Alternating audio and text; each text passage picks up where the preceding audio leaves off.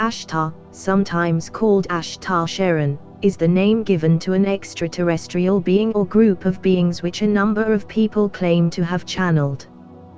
The name Ashtar Sheran often pops up in New Age lore as a white hat who is overlooking the world from his command post in the Ashtar command.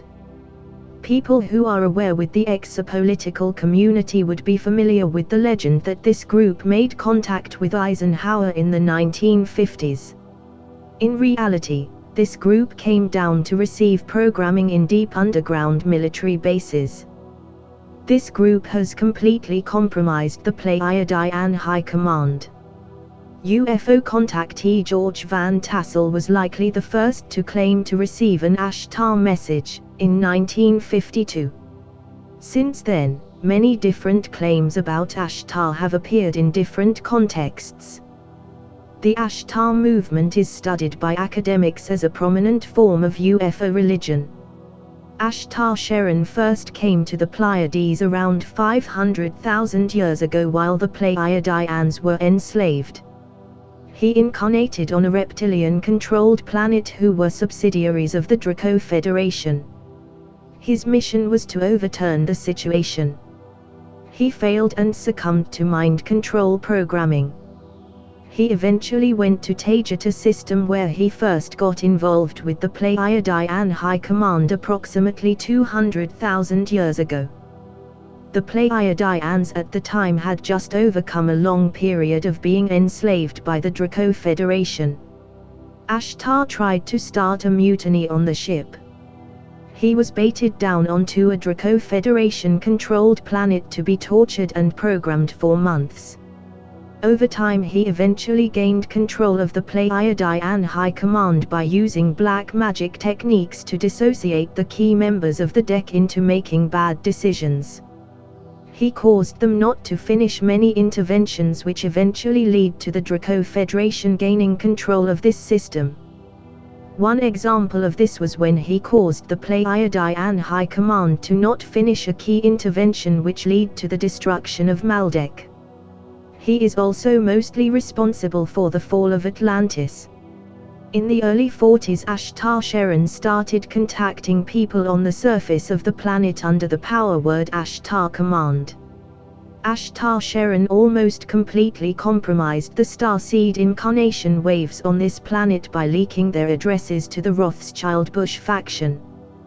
This is how they were able to pick up and program every single starseed on this planet in the early months of 1996. The group that was taken in 1996 makes up the third generation of Project Mannequin Labs. The famous Vrillon TV hijacking which aired on an BBC News on the 26th of November 1977 was a ploy to trigger the suicide programming of sleeper MILABs. This is the voice of Allah, representative of the Ashtar Galactic Command, speaking to you.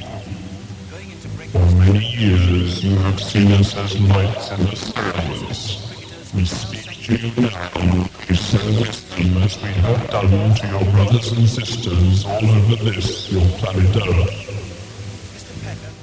Vrillon is a high-ranking officer in the Ashtar Command. One of his greatest crime was leaking the names and past life history of all the starseeds that incarnated between 1987 and 1997. He is mostly responsible for the precise sweep in 1996 that led to the vast majority of starseeds being taken into deep underground military bases. Many of these kids are dead, but the ones that are alive are some of the most programmed mind control victims on the face of this planet. As of now the Ashtar Command has been completely dismantled. Some of the crew of the Ashtar Command are showing goodwill by deprogramming. The ones that decided to stay loyal to Ashtar chose to not deprogram and are not coming back to this solar system.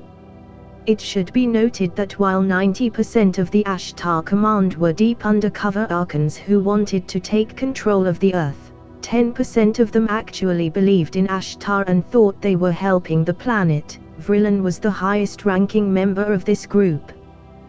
The majority of the crew that makes up the Ashtar Command came over from the Pleiadian High Command in June of '91 after there was a change in leadership.